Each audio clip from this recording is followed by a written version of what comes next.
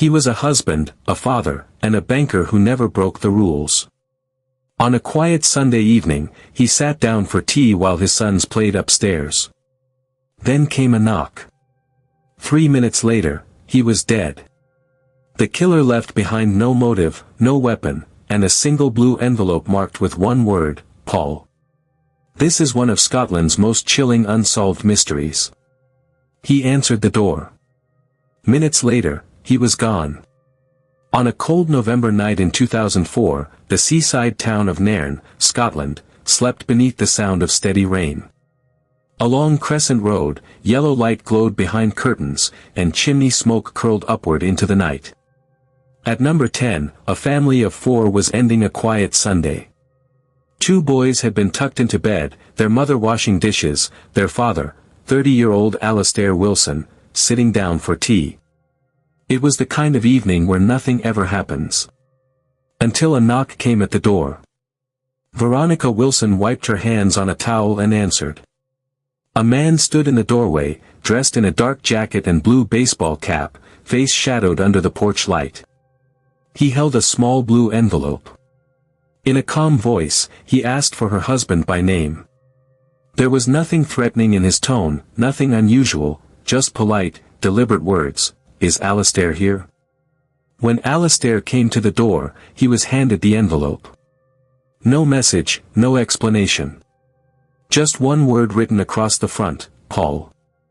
Veronica watched as her husband opened the envelope.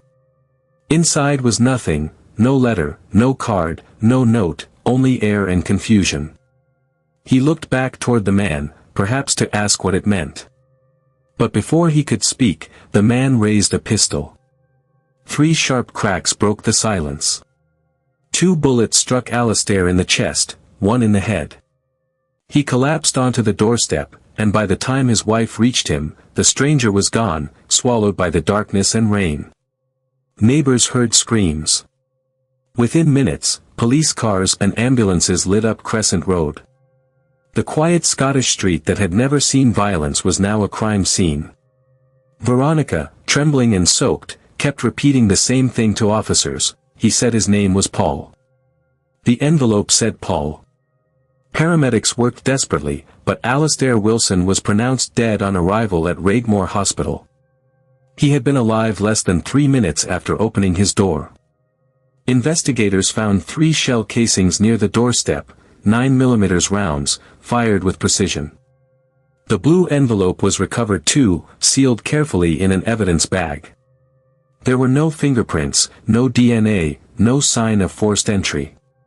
The killer had known exactly what he was doing and exactly when to disappear. The gun was never found. Detectives were left with only a name that didn't belong, Paul, and a family shattered by an act no one could explain. In the days that followed, Nairn became a town frozen in disbelief. Reporters lined the street where children once played. Neighbors who had known the Wilsons for years could barely comprehend what had happened. Alastair wasn't the kind of man who made enemies. A devoted father, a banker at the local branch, and a volunteer for community projects, he was steady, polite, and predictable. To kill him was to shatter the illusion that small towns are safe from the world's chaos. Detectives from Police Scotland combed through his life for answers. They learned Alastair had been considering a career change, possibly leaving banking to join a new business venture involving hotel investments. Nothing illegal, nothing dangerous, but enough to spark whispers about money gone wrong. Investigators interviewed colleagues, partners, and clients. No one named Paul. No one who fit the killer's description. And no one with a clear motive to murder a mild-mannered banker in front of his family. Forensic experts in Edinburgh examined the envelope. The handwriting, blocky and printed, appeared intentionally disguised. The ink came from a common blue ballpoint pen, impossible to trace.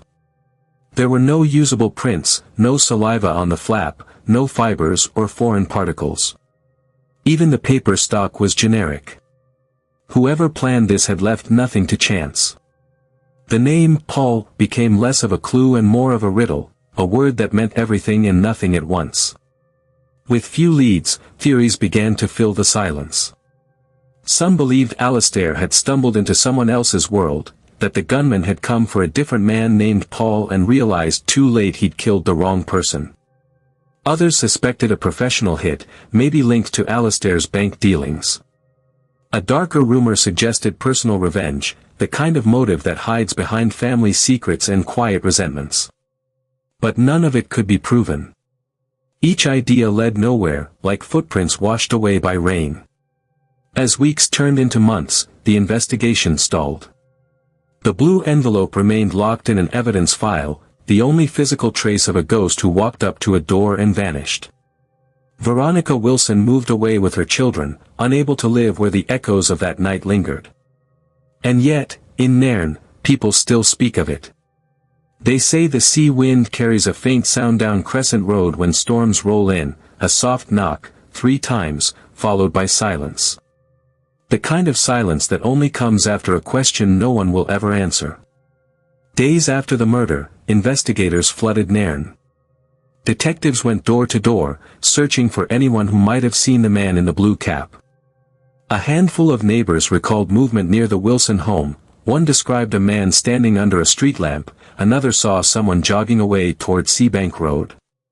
But every account conflicted on height, age, or color of jacket. The rain that night had blurred everything, the light, the faces, even the memory of sound. The gun was never found, but detectives believed it to be a German-made Luger pistol, possibly decades old.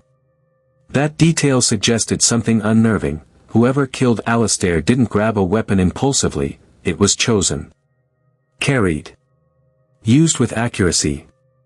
3 shots, all clean, no hesitation. Experts agreed the shooter likely had firearms training. Yet there were no registered marksmen in the region matching the vague description.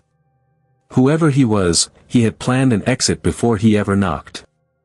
Over the next year, Scotland's police spent thousands of hours on the case. Phone records, bank statements, internet history, all clean. Alastair's colleagues described him as kind, ambitious, and a bit too by the book. His wife remained steadfast, he didn't have enemies. He barely had arguments. Investigators even chased leads into Ireland and continental Europe, searching for anyone connected to the word Paul. It led to dozens of interviews, dozens of dead ends. The community tried to move on, but the story stuck. The banker murder, as tabloids called it, became folklore whispered in pubs. Teenagers dared each other to walk past the Wilson house at night. Parents told their kids not to answer the door after dark. It wasn't just a tragedy, it was an intrusion into the heart of safety itself. In small towns like Nairn, the idea that someone could walk up, execute a man, and vanish, it didn't feel possible. And yet, it had happened. By 2006, the case was cold. The file sat in Inverness headquarters, gathering dust beside hundreds of others. But in 2013, a forensic review reopened the investigation. New DNA techniques, better data analysis, hope resurfaced. Detectives re-interviewed Veronica Wilson, now living quietly away from Nairn. They examined old witness statements under fresh eyes.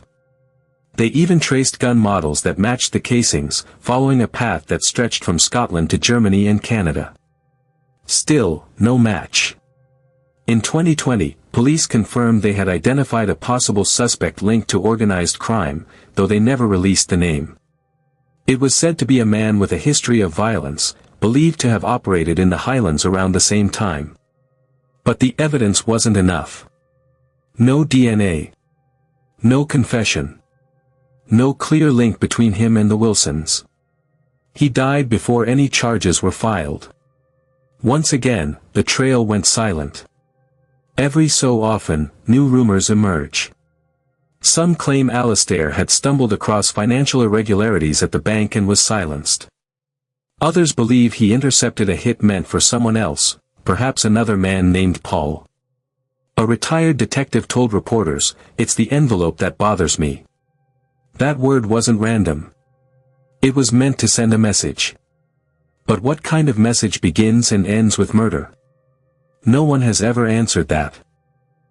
For Veronica Wilson, the years that followed were a blur of grief and unanswered questions. She raised her sons quietly, rarely giving interviews. Friends described her as strong but haunted. "It's like she's been living in two worlds," one said. "The one where her husband died, and the one where she keeps replaying how." Each year on the anniversary, flowers appeared on Crescent Road. No one ever saw who left them. In 2023, nearly 2 decades later, detectives announced yet another public appeal. They released a photograph of the blue envelope, hoping someone might recognize the handwriting. It reignited media coverage, theories, online sleuths. The story trended again across Scotland. Yet, even with new attention, no one came forward. Every lead that begins with the word Paul still ends in silence. The gunman remains a shadow, his footsteps erased by time and rain.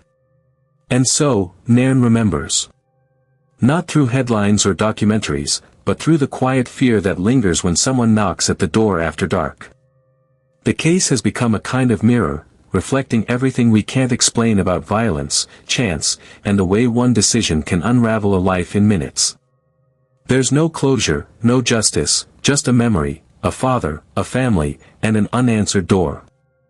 Because sometimes the scariest stories aren't about monsters hiding in the dark, they're about the ordinary people who open the door to them.